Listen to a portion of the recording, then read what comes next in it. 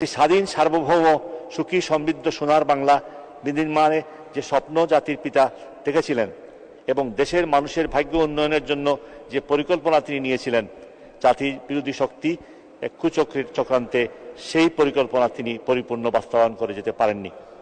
কিন্তু আল্লাহর অশেষ মেহেরবানিতে তারই সুযোগ্য কন্যা মাননীয় প্রধানমন্ত্রী শেখ হাসিনার হাত ধরে তার অসমাপ্ত মহান পরিকল্পনাগুলি একে একে বাস্তবায়িত হয়ে তার স্বপ্নের সোনার বাংলা আজ সত্যিকারের সোনার বাংলায় রূপ নিচ্ছে।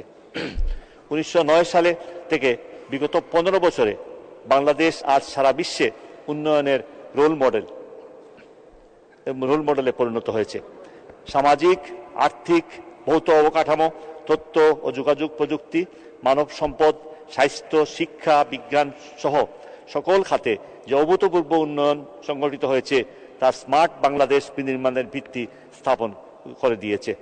নিজস্ব অর্থায়নে পদ্মা সেতু নির্মাণ, কর্ণফুলী তলদেশ দিয়ে দেশের প্রথম সুড়ঙ্গ পথ বঙ্গবন্ধু শেখ মুজিবুর রহমান টানেল নির্মাণ, গণপরিবহনের মেট্রো রেলের সফল সংযোজন, রূপপুর পারমাণবিক বিদ্যুৎ কেন্দ্র স্থাপন, বঙ্গবন্ধু স্যাটেলাইট নিক্ষেপ বিশ্বের দরবারে বাংলাদেশকে এনে দিয়েছে নতুন মর্যাদা।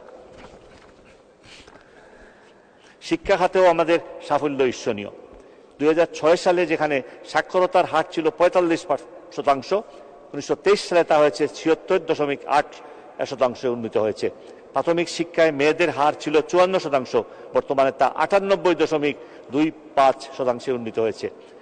2006 সালে কারিগরি শিক্ষার হার ছিল মাত্র 0.8%, 2023 সালে তা এসে দাঁড়িয়েছে 17.88% উন্নীত হয়েছে। 2010 সাল থেকে নতুন বছরের প্রথম দিনে সকল শিক্ষার্থীর হাতে বিনামূল্যে নতুন বই তুলে দেওয়ার মাধ্যমে সারা দেশে বা সারা বিশ্বে এক অনন্য উদাহরণ সৃষ্টি হয়েছে। আইসিটি শিক্ষার প্রসারে 2009 সাল থেকে এ পর্যন্ত বিভিন্ন শিক্ষা প্রতিষ্ঠানে মোট 33,285টি মাল্টিমিডিয়া ক্লাসরুম এবং 11,360টি কম্পিউটার ল্যাব স্থাপন করা হয়েছে।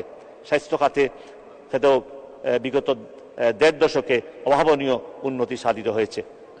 মাননীয় স্পিকার, 2024-25 অর্থ বছরের প্রস্তাবিত বাজেটের পরিমাণ 7,97,000 কোটি টাকা, যা জিডিপির 14.2%। এবারে বাজেটে পরিচালন সহ অন্যান্য খাতে বরাদ্দের প্রস্তাব করা হয়েছে 5,32,000 কোটি টাকা এবং বার্ষিক উন্নয়ন কর্মসূচিতে 2,65,000 কোটি টাকা। বার্ষিক উন্নয়ন কর্মসূচিতে বরাদ্দ দেওয়ার ক্ষেত্রে স্মার্ট বাংলাদেশ গড়ার অঙ্গীকারকে বিবেচনায় রেখে মানব সম্পদ উন্নয়ন ও জ্ঞানভিত্তিক সমাজ গড়তে আবশ্যকীয় শিক্ষা, স্বাস্থ্য এবং বিজ্ঞান গবেষণা ও প্রযুক্তির পাশাপাশি বিনিয়োগ ও উন্নয়নের জন্য প্রয়োজনীয় ভৌত অবকাঠামো খাতে বিশেষ গুরুত্ব দেওয়া হয়েছে।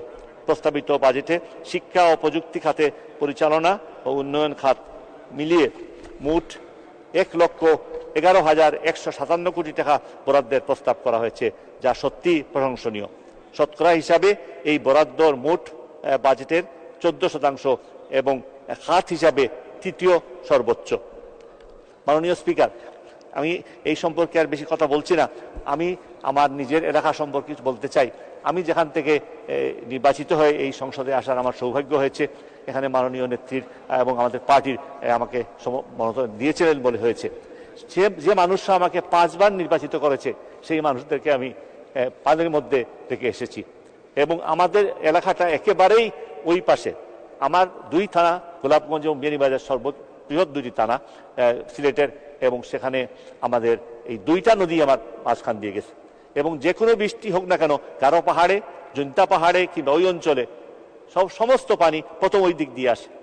এইবার 27 তারিখে রাত্রেবেলা আমি আসছি, ট্রেন বন্ধ হয়ে গেছে, আমি বাসে আসছি, এসেই এখানে শুনলাম রাত্রেবেলা এমন শিলা বৃষ্টি হয়েছে যা পরের দিন ওজন করে গিয়েও 1.5 কেজি ওজনের পাওয়া গেছে এবং 7টা ইউনিয়নে একটা ঘরও, টিনের ঘর ঠিকঠাক নেই, সব খানা ঝাঁঝরা হয়ে গেছে। এর 2 দিন আমি সঙ্গে সঙ্গে আবার চলে গেছি। 2 দিন পরে আবার আসছি, শুরু করে দিয়ে পরের দিন আমি আবার গেছি। সেখানে গিয়ে দেখছি আবার পানি এসে গেছে, বেশি না কিন্তু পানি এসে গেছে। বৃষ্টি হলেই পানি এসে যায়, যার ফলে আমাদের এখানকার মানুষের একটা চরম দুর্ভাগ্য যে আমরা অনেক সুন্দর বা অনেক আমরা প্রাকৃতিক সম্পদে সমৃদ্ধ, কিন্তু আমাদের এই যে পানির সমস্যা, বৃষ্টির সমস্যা, এগুলোর ফলে বন্যা আমাদেরকে ছাড়েনি। এখন আমাদের মানুষ অনেকে এখন ঘরে থাকতে পারতেছেন না। আমরা বিভিন্ন এলাকায় ক্যাম্প স্থাপন করে বিভিন্ন স্কুলে, বিভিন্ন মাদ্রাসায়, বিভিন্ন কলেজে আমরা সবাইকে উঠাইয়া নিয়ে আসতেছি। এখন নৌকাও সমস্যা, রাস্তা এত বেশি হয়ে গেছে, গাড়ি এত বেশি হয়ে গেছে যে গাড়িও চলতে পারতেছে না, কারণ রাস্তা ডুবে গেছে, আর নৌকাও পাওয়া যায় না। আগের দিনের নৌকা এখন নাই, তার ফলে মানুষটাকে নিয়ে এসে আমরা ওখানে উঠাচ্ছি এবং আমরা তৈরি করে খাবার আমাদের আওয়ামী লীগের কর্মীরা, সহযোগী সংগঠনের কর্মীরা, সরকারি কর্মকর্তারা সবাই মিলে আমরা প্রত্যেকের ক্যাম্পে গিয়ে গিয়ে আমরা রান্না খাবার দিয়ে আসছি। যার ফলে এই খাওয়া নিয়ে বা আশা নিয়ে, যত্ন নিয়ে, মানে এই কষ্টের মধ্যেও মোটামুটি আমরা বলতে পারি যে এটা খারাপ না বা ভালোই করতে আমি পারছি। কিন্তু সমস্যা হচ্ছে এই যে প্রতি বছর আমাদের এই বন্যা হচ্ছে, পানি হচ্ছে, তার একটা বড় কারণ হলো আমাদের যে বড় বড় নদী, দুইটা কথা বললাম, সুরমা, কুশিয়ারা, এগুলো ভরে গেছে। শীতকালে সুরমা নদীতে হেঁটে পাড়ি দেওয়া যায়, এটা খোদাই করলে পরে বা খনন করলে পরে আবার এসে পরের বার ভরে যায়। আমাদের সবচেয়ে বড় নদী হচ্ছে কুশিয়ারা নদী, এবং সেইটা সবটাই বিয়ানীবাজার পুরা ধরে গেছে, গোলাপগঞ্জ পুরা ধরে গেছে। এবং তার দুই পারের যে ভাঙ্গন, গ্রামের পর গ্রাম, স্কুল, মাদ্রাসা, মসজিদ এবং মানুষের বাড়ি, দোকানপাট, মানুষ গৃহহারা হচ্ছে। আমরা অনেক চেষ্টা করে অনেকগুলো জায়গায় কিছুটা কাজ করেছি, কিন্তু স্থায়ীভাবে করা খুবই কঠিন কাজ, এটা আমি নিজেও বুঝি। এইবার তো আরো বেশি মানুষ ভীত, এইবার সব ভেঙে নিয়ে যাবে, সেই বাড়িঘর ভেঙে যাচ্ছে এবং সেই নদী, এটা সমস্যা।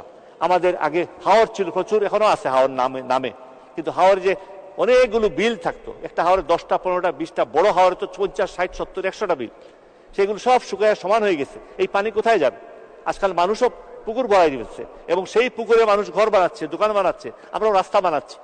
এইসবের ফলে যে পানি আগে আসতো, সেই পানিও যদি আসে, সেই পানির তো এই নদীতেও থাকার জায়গা নাই, খালেও জায়গা নাই। আর এখন সেই খালগুলো মানুষ দখল করে ফেলছে। ঢাকা দক্ষিণ নামে একটা জায়গা আছে, শ্রী চৈতন্যদেবের জন্মস্থান, সেই জায়গাটায় আমাদের পানি বুক পানি হয়ে গেছে। এইবার চারদিকে পাহাড় ঘেরা, পাহাড়ের সমস্ত পানি এখানে এসে সেটা আমাদের ডুবাই ফেলছে। এইভাবে উঁচু জায়গা পর্যন্ত নিচে চলে যাচ্ছে। তাই নদী ভাঙ্গন, নদী ও খাল খনন, বেড়ি বাঁধ ভেঙে চলে আসছে, এই বিষয়গুলো খুবই গুরুত্বপূর্ণ। অন্যদিকে আমাদের ঢাকা সিলেট রুটটা এত বছর ধরে আমরা অপেক্ষায় আছি, এখনো সেই সড়কটা 6 লেনের হয় নাই, এবং আগের চেয়ে অনেক বেশি সময় লাগে, অনেক ভিড় হয়, অনেক অ্যাক্সিডেন্ট হয়। সেই রাস্তাটা দ্রুতই করা দরকার। আমাদের নতুন করে স্থলবন্দর শেওলা, মাননীয় সদস্য 2 মিনিট বলুন। ধন্যবাদ মাননীয় স্পিকার। আমাদের শেওলা, বিয়ানীবাজারের শেওলা স্থলবন্দর নতুন করে আবার গড়ে তোলা হয়েছে। সেদিক থেকে ভারী পাথর আসে, কিছু মেশিনে ভাঙ্গা চিকন চিকন পাথর, বিশাল বিশাল সব ট্রাক, আর আসে আমাদের আস্তে আস্তে বড় বড় পাথর, সেই সঙ্গে কয়লা, অন্যান্য জিনিস আছে। আমাদের ওই অঞ্চলটা হচ্ছে সব পলিমাটির দ্বারা, যার ফলে এই রাস্তাগুলো খুব নরম, যখন ভারী গাড়ি যায় তখন ভেঙে যায়। বৃষ্টি হইলে পরে নরম হয়ে থাকে, গাড়ি যাওয়ার পর এটা অচল হয়ে যায়। যার ফলে এখানে ইতিমধ্যেই সিদ্ধান্ত হয়েছে, আমি যতটুকু জানি, যে এই সিলেট শহর থেকে এই শেওলা স্থলবন্দরে এই রাস্তাকে 4 লেন করা হবে, আর এর আগ পর্যন্ত 6 লেন করা হবে। তাই চারখাই, ঢাকা দক্ষিণ, বিয়ানীবাজার, আমাদের এই অঞ্চলগুলো যে ডালপালা গেছে, সেইখানেও, কারণ এই রাস্তা এগুলো শুধুমাত্র সিলেট যায় না, তারা অন্যান্য জায়গায় যায়, বিয়ানীবাজার হয়ে, মৌলভীবাজার হয়ে তারা অন্য জায়গায় যায়। যার জন্য আমাদের রাস্তাগুলোকে শক্তিশালী না করলে পরে প্রতি বছর 2 বার মেরামত করার পরও সারা বছর মানুষের এক কথা। আমি এখনই পর্যন্ত লাস্ট ফল ধরে আসছি, এই পানির মধ্যেও বলতেছে আমাদের রাস্তা পারিনি। রাস্তার পানি দেখা যাক আছে কি নাই, মানুষ সব রাস্তা চায়, রাস্তা শক্ত করে না করলে খরচ বেশি হচ্ছে প্রতি বছর, আর আমরা লাভবান হতে পারতেছি না। আর এই যে বিরাট বিরাট গাড়ি আসতেছে, সেগুলো সুযোগটা আপনারা করে দিবেন। জলাধার সংস্কার করা, নানা রকম জলাধার আছে, এগুলো সংস্কার করা দরকার। আমাদের এই যে রাস্তাগুলোতে কাজ চলতেছে, এটা দ্রুতই যেন কাজ চলতে পারে। আমি বেশি কথা বাড়াবো না। আমি বন্যায় আমি খুবই ভারাক্রান্ত, আমার হৃদয়। আর এই মানুষগুলাই আমাকে ভালোবেসে এখানে দিয়েছেন, আমাকে এমনিতেও ভালোবাসেন মানুষ, যে কারণেই হোক না কেন। আমার অনেক দুস্তুটি থাকলেও আমি তাদের কাছে কৃতজ্ঞ, কিন্তু এই মানুষের দুঃখ দেখলে কষ্ট পেতেই হয়। আমি প্রতি 2-3 দিন পর পর যাই, রাত্রে যাই, আবার সারাদিন থেকে আবার রাত্রে চলে আসি। এখন এইভাবে আমি কাজ সাজিয়ে দিছি, কাজ চলতেছে। আমি আশা করি যে এই কাজ চলবে, সরকার আরো বেশি করে সাহায্য করবেন, এইবার আর একটু বিবেচনায় নেবেন। আর বিশেষ করে ওই 2 থানা যা একেবারে তুপের মুখে পড়ছে, অথচ সবার চোখের মুখে পড়ে না, কারণ একেবারে আসামের বর্ডারে। সুতরাং এটা আমি আশা করি যে সরকারের বেশি সাহায্য এবং রাস্তাগুলোকে সংস্কার করে দ্রুতই প্রস্তুত করা আন্দোলন। ওই বড় গাড়িগুলো যদি আসা শুরু করবে, অমনি সমতল হয়ে যাবে। তাই আমি আশা করি যে আমাদের রাস্তার উন্নয়ন আর আমাদের যে এই বন্যার ফলে যে ক্ষয়ক্ষতি হয়েছে সেই ক্ষতিপূরণ করবার জন্য সরকার নিশ্চয়ই ব্যবস্থা নিবেন ও নিচ্ছেন। আমি সরকারকে ইতিমধ্যে যার সহযোগিতা করছেন ধন্যবাদ জানাচ্ছি এবং আমি শেষ করছি দুইটা কথা বলে।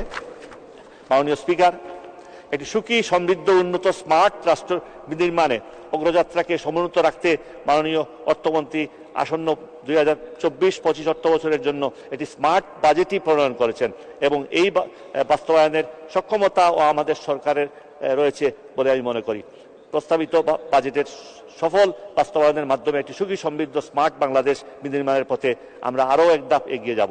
পরিশেষে আমি ধন্যবাদ ও কৃতজ্ঞতা জানাচ্ছি বঙ্গবন্ধুর সুযোগ্য কন্যা জননেত্রী শেখ হাসিনাকে, যার যোগ্য নেতৃত্ব। ধন্যবাদ মাননীয় সদস্য, আপনাকে